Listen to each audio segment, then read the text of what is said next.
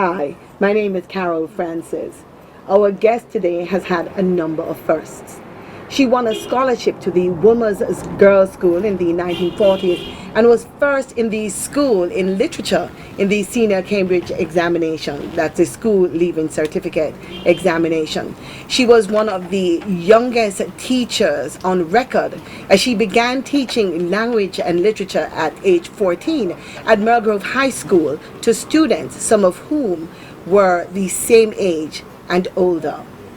She was a founding member and later soloist and choreographer of the celebrated Ivy Baxter Modern Creative Dance Group.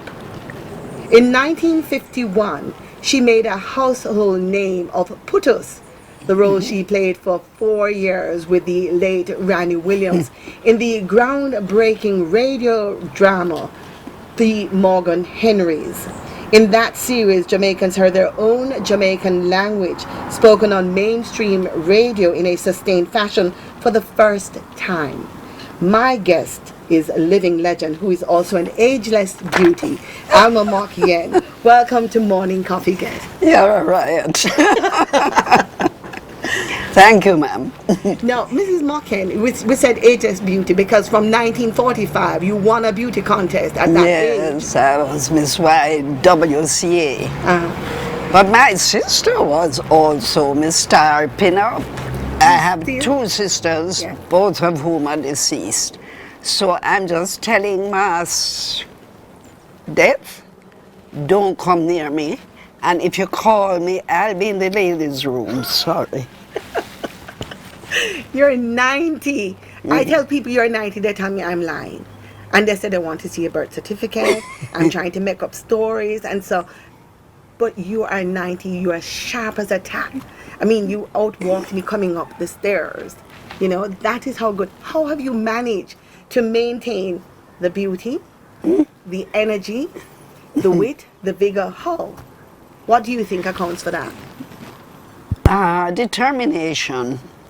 I grew up with a wonderful grandfather. Both my parents died early. My father died when I was 5. My mother died when I was 15. But I didn't really grow with her. But Grandpa, now he was a character. He died at 98. His ambition was to live to be 100. He didn't quite make it. He had cancer. So, but that pluck, you know, he kept saying, don't complain to me about work hard and teacher this and teacher that. It's left to you. You must know what you want to do. You must know how far you want to go. And I guess that has kind of stuck with me. Sometimes I don't know how far it is I should go, and I overplay my hand. But one thing I've learned in life is get up, brush yourself off, and carry on. You know, nobody is going to remember the mistakes in 5 years' time. Yeah, that's true. You know, we started out by talking about the fact that you have had a series of firsts. You have created a lot of avenues for different persons. I will look at the Harborview dancers. Some of the leading persons in art and theatre today came out of Harborview dancers, which you started. For example, Anthony Steins, Jackie Gass. Yes. I started in the backyard. Actually, I left Ivy Baxter's group just at the time when her group was kind of pulling apart and Rex was on the horizon and the NDTC was about to become. And I moved into a new area, Harborview, 1,000 houses, no cultural means of anything. So I thought, well, if I can't go to Tom Red Camp to dance, then I'll dance in my own backyard. And I started this thing with little children because they were the ones who had the greatest difficulty going from here to Tom Red Camp, which is where the center of culture was at the time. Still is, I think. And that I don't know, I started with 3 little children, friends' little children. And in a fortnight, I had like 15 little children, and I wondered where on earth all these children came from. And the thing just went so fast that I said, maybe the older ones need something too. So I set up bars, metal bars, paved the area. I had a bigger lot than most because they measured it on the front, and so it took a wide sweep at the back. So the backyard was pretty spacious. And I started this thing again with about 5 older ones. And Antoinette, she used to stand at the gate, she was 10, and peep and beg her mother to allow her to come. But she was a little young, she was kind of in between, too old for the babies, too young for the older ones. But her mother let her come. Her mother was an excellent photographer, so I not only got Antoinette, but I got a dance group photographer as well. And she danced with the little ones, took the Royal Academy ballet exams, and then danced in the evening with the older ones. She, like me, is a determined son of a gun. So that was Antoinette. I also had Jackie Guy, and he has always been very grateful, always mentioning that his beginning was in the backyard in Harborview. Now, Mrs. Mock-Yen, you have been an integral part of many of the creative and innovative ideas, not just in art and theatre, but also at the university campus, notably the Library of the Spoken Word. Mm-hmm. You were the person who spearheaded that whole thing, a way of ensuring that the region's history and culture are recorded for posterity. Mm-hmm. What led you to start the Library of the Spoken Word? Well, to be truthful, I didn't start it. How it started was that Hugh Morrison, who was the staff tutor in radio education before I was, he never threw away anything, not a single thing. If it was a half-inch of tape, he would put it in an envelope and preserve it. I mean, he was a maniac where it came to holding on to pieces of tape, reels of tape, boxes of tape. So when we moved from an old hut, which is where the Hugh Shearer Center, Trade Union Education Institute now is, it used to be an old hut, and that was where we had our extramural. When we got our nice new building and we were moving over, he had to dump some of the stuff, but he carried all the boxes with him, the boxes that you buy the tapes in. And I remember lining them up because I thought, my Lord, my nice new studio is going to look so untidy with all these boxes. But anyway, I lined them up on the floor, and then eventually I labeled them, sorted through, and scrapped some. He didn't know. But the ones that I thought would be useful, I kept. And they were there for years. And then when I became staff tutor now, and Rex was Vice Chancellor, I said to Rex, this doesn't make sense. This is history. A tape with Her Majesty the Queen in 1953, speaking on the campus for the first time, is not something you throw away. And it's not something you put in a box and leave on the floor either. And I insisted that we have a library. And Rex was always accommodating. He did help me to get a library constructed and nice shelves and all these tapes. And that just grew. More and more tapes of consequence and of interest until I thought, well, let's give it a name. It can't just be REU Library. And I remember chatting with Ivy Baxter, and she said, she was in, I think, Switzerland or Sweden, one of them. And she remembered going to a place named the Library of the Spoken Word. And I said, don't say another word, that is it. And I called the people, I said, make me a sign, Library of the Spoken Word, which they did, plastered it all over the wall. And that was how the Library of the Spoken Word came into being. It is not now under the same name, because it has been moved into what is known as the archives, the university archives in their nice fancy building, and they're using technology to collapse what would have been a whole box of tapes onto one little gadget and so on. So I'm glad that somebody is holding on to the history, because we Jamaicans are not possessed of a great love for history, especially our own. So I think a lot will survive. We're talking to Alma Mock-Yen, who is 90 years old. When we come back, we'll talk about her work in edutainment, using radio to teach while entertaining. Morning Coffee guest will be right back.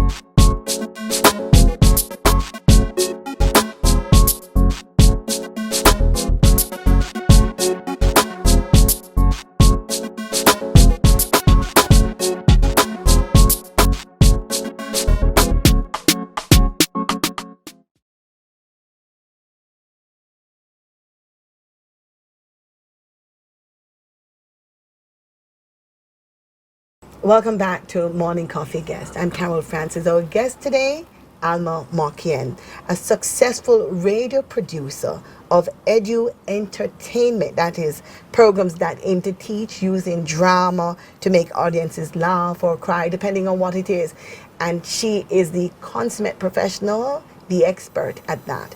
You started a series when they were talking about teaching people about diabetes, the Diabetic Association of Jamaica, and they reached out to you and you came up with an innovative series. Kuwait debate. It was the time of the Kuwait incident worldwide, and I got the characters to say we called it Kuwait debate because our counselor, every time we said to him, we don't like the name Slime Lane, please change it. And he said, oh, Kuwait, let's wait. And so they renamed it Kuwait TV. That was their explanation. And it's just one of those things. It told very important lessons about diabetes, not by teaching straightforwardly, but by showing how the characters responded, either not paying attention to what they were told about too much sugar, etc., but they eventually, one character who was a very indulgent, big fat guy, he died because of diabetes, neuropathy, or whatever the medical term is. But the thing apart from it, it was told with a great deal of humor, of course, lots of laughs. But the important thing is that the drama provided a reference point for the diabetes specialist, who was Dr. Harold Morrison. And it was wonderful of him to come off his academic high horse and deal with these funny characters, you know, and say to the listening public, now you'll see what Sugarfoot is doing. Sugarfoot was a young footballer, but he was diabetic. He said Sugarfoot should never do that. As a diabetic, he should have done so and so and so. So Errol Morrison really got right into the meat of things. And people seem to have liked that, because his separation between the haves and the have-nots was suddenly disbanded, and the people warmed to it. And Carl Stone, the late Carl Stone, when he did a survey, he found that although Coetipe was broadcast, not every week, but on alternate weeks, that was all the time the station would give us, it had very high listenership. And he thought that that meant its reach and its impact was tremendous for something that was competing against pop music and so on. As you talk about reach and the tremendous reach that Coetipe, there are other things that you have done that has had a tremendous impact. You were part of a small dedicated group that was involved in distance education at the University of the West Indies. How did you become a part of that, and the changes that have happened since then? Well, that distance education was really triggered by a German philanthropic group, the Friedrich Ebert Stiftung, and they were interested in labor education. Not only in Jamaica now, we're going Caribbean now. And of course they came, we didn't have Carmack yet. Carmack was just coming on stream. So they came to the radio unit first and tried to establish a program that would go around the Caribbean.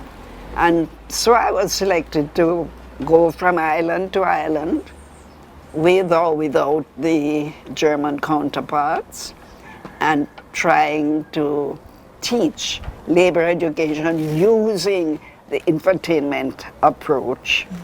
And we did a comic strip about that. I don't remember if it was a series. I think it was just a comic, a regular comic strip. And we had our own little newspaper and so on. It was better received in some parts of the Caribbean than in others. You know, there's a little thing going on between the Caribbean islands, so some of them don't like to think that whatever works wasn't started, didn't have its genesis in their territory. But that aside, that too went very well. The Germans were quite pleased. And then you It was called Workers' World. Workers' World. You also talked about that started just prior to Carmack, but you were one of the lecturers at Carmack, and you were there for a long time. 10 years. And in that time, you helped to set up, you know, you taught me at Carmack. And one of the things when we were in the radio class, you had something called Radio on the Disaster. It was a play on the word disaster. I suppose talking about us as students being a disaster at some of the stuff that you gave us to do. And out of that has come News Talk. You were somebody who was instrumental in so many areas. How does it make you feel when you pass the university and see News Talk, same place where radio education unit was that you started? Right. Well, that doesn't mean too much, actually. What will mean a lot is what is News Talk's impact on its listening public, and that I'm not really sure about. And this is not to throw any shadow on News Talk, but simply because there's been such a plethora of radio stations that I've lost count. I mean, I come from when we had one RJR and rediffusion, Radio Jamaica and rediffusion. Now, how many we have? About 15? So I'm totally lost. So I don't know whether I'm listening to News Talk or JNN or PBQ or PBS or whatever. There are just so many. I think, in fact, if you ask my opinion, which nobody has, which is why I'm willing to offer it, I think we just have too many. And I can think of one major television station that seems to have lost its way completely. And I think it's just the need to compete, just the need to grab onto the precious dollar that is making people lose what they really should be about. And that is the education and the entertainment and the upliftment of their public. I think that is being lost, and that is rather sad. But some of my students are doing pretty well, like Cliff Hughes. I like what he's doing. He's hanging on to the old principles of media and what it should stand for. You have written a book that deals with your recollection of radio and radio broadcasting in Jamaica. It's the first known collection of historical highlights of Jamaica's media landscape. What has been the response to that book? Darling girl, I haven't got a clue. After it was printed, the printer took over, never heard from her again.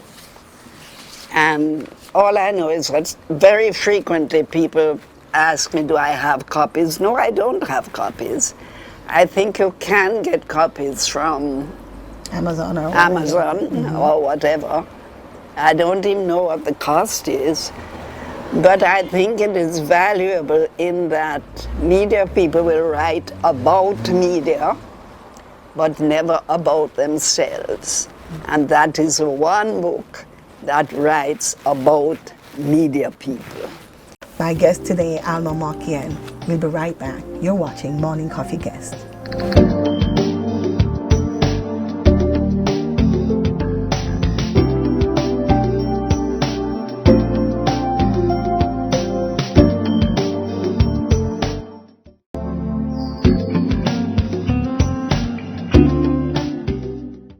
When it comes to communication, we all tend to think we're pretty good at it. The truth is, even those of us who are good communicators aren't nearly as good as we think we are. A great communicator is Alma Mock-Yen. She's able to connect emotionally with those she interacts with. Now, Mrs. Mock-Yen, you're an outstanding trainer in broadcast journalism. And as you talked about the person that you have trained, Gillian Horton, Marlene Stevenson-Daly, Cliff Hughes, me, and I tell people my first interaction with you was before I got to your class. I was told, "Is a dragon lady, careful," Yes. and everything. And she walks around with a ruler and whatever. So I was so scared before I got into the class. Yes. And you gave us all something to read. And mine, when I saw it, I thought I was going to die. It had to do something with sex. And I'm like, how am I going to read this? And when I finished reading it, you said, "Lad, it's the first somebody ever makes sex sound bad." And I tell you, the tears started to roll. And I had a crush on this, I won't say who. And he turned around and handed me a handkerchief and it made it worse. I was mortified.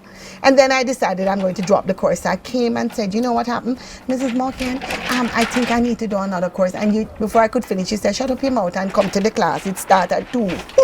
So I went to class. And I am so grateful to you for what you have done in terms of helping to shape my life and my career. You made me understand that you can achieve, and you gave me the tools to try to make sure we do achieve. Determination. Right. But you recently spoke of the need to reshape the training methods of broadcast journalists to include social media. Mm-hmm. Why? Well, a personal reason is that I spend a lot of time on Facebook. And I'm seeing the impact that at least that arm of social media is having. I'm also seeing rather negative things that happen. You know, there's an accident. Before the police gets there, before any journalist gets there, 40 people have pictures from different angles, and they can give you accounts, some of which are not necessarily even with a smattering of truth. So it's as if now we are not simply on a journey to find truth, which is always difficult, but to sort out so many possible truths that if we don't train differently, the old principles will not really cover the gaps. And social media is a blessing and an enormous curse. Yeah, but you know, the whole issue of fake news, accuracy, attribution, intellectual property, copyright, these are all issues that we now have to deal with. Sometimes you speak to people about it, they take offense because they think you're being critical. Mm-hmm. But that is the way the industry is going. You have to understand, or else you get yourself into serious trouble. Serious trouble. You have been awarded, and there are many accolades that have been given to you for your work in theater, radio, in every area. You received the Order of Distinction Commander Class from the government and people of Jamaica in 2003 for your work in broadcasting. And one of the things that most people will tell you if you say Alma Mock-Yen, you remember the ruler? The wit. You have a wonderful sense of humor. That persons who don't know you might take offense, and those and those who do laugh uproariously because you are very funny. But it's all something that is truthful, and that is the thing that I must say to you. And I'm glad I have the opportunity to say to you that you have been so truthful in everything that you do, not because you want to destroy, but because you want to build. And that is something that I must say thank you for. All right, Carol, I have always said I started teaching when I was 14. And I taught a boy who was 19 years old, who could just barely read, an East Indian fellow from way up near Constant Spring. But I was teaching in a church school where they tried to help people, those who had come to education late, those who had other problems. So that was where I got my grounding as a teacher. And I've always said that I don't aim to teach people, I aim to touch them. Now some people I touched lightly, because that's all they needed. But some people I had to literally sit on them, because they needed that too. And it's funny, you know, people who have cursed me to my face. And I've sort of looked and laughed, because I know years later they are going to think about it and rethink the positions. And it's always happened. They've either written or they've met me and said, you know, I'm sorry for what I said. And I took what you said very unkindly, but now I can understand. And I say, sure, no sweat. That's how it is. You have been touched. Thank you, you don't have to sit on me. Yes, some people are just not sit-upon-able. Because no matter what you do, you get a sense that you're fighting a losing battle. Mm-hmm. But I don't give up easily. Determination, we spoke earlier. What was my driver? And it was the determination I got from Grandpa. You never give up. Plus, I'm a Scorpio person. And Scorpios don't give up easily. And when they give up, Lord have mercy, it's tears and grief of the deepest dye. accepting that you have failed is very, very hard for me. But you know, you have succeeded at so many things. You've succeeded in your career, and you have succeeded as a gardener.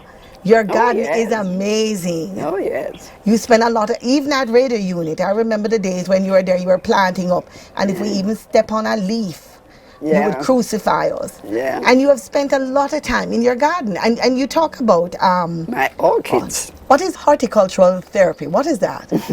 That is a term I think I got from Professor Auger, who was also is also a keen gardener. Horticultural therapy is working with plants, watching them grow. Like a medical person, you have to heal their illnesses, and in doing that, you're growing yourself and you're healing your own ailments. Very often they are emotional ones, but a good place to heal an emotional problem is in a garden. Even if you're taking a walk in a garden, like walking through the Chinese garden at home, that experience enriches your soul. You're 90 years old, Mrs. Mock-Yen, and I keep saying it because I want to live, to be 90 and to live like you. Well, to be able to do everything. 100. I'll come visit you then. Yes, please. What I want to know is, how would you like to be remembered?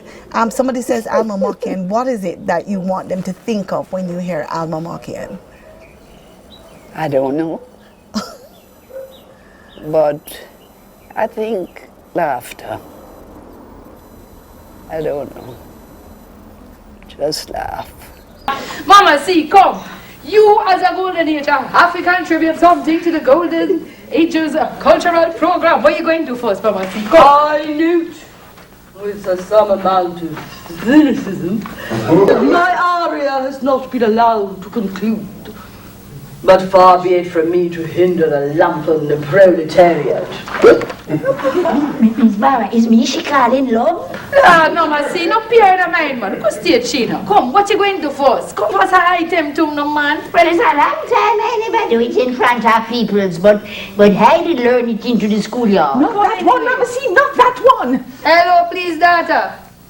Give the young girl a chance to contribute to the cultural program now. Culture, my eye. Hurry up! You can't hurry up culture. You think culture come out of battle? Already you hear, Miss Baba. You want to beat me, play the No. drum? Not that one, Mama, see, not that one. Not that one, another one, more mother and one.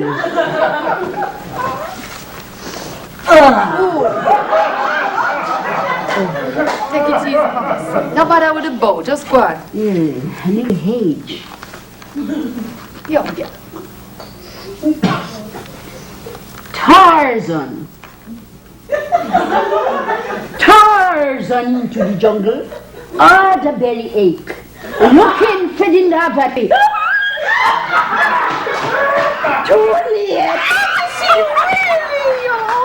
Revolting! Oh, as my late husband would say, répondez, s'il vous plaît. You believe? Oh, you ought to be ashamed Shame on of myself, yourself. Papa. You hold a unu in here, we do no knife and fork talk and say it is culture. Well, all heaps of people out there use the same judging talk when me use. That is culture too. But I'm one like you do exist. Suck it to her, Mama. And don't you head her on, Miss Barbara. What do you mean? What do you mean, don't head her on? And you, Mama, see, you don't have someone else to do some more. No. Put a stop to her.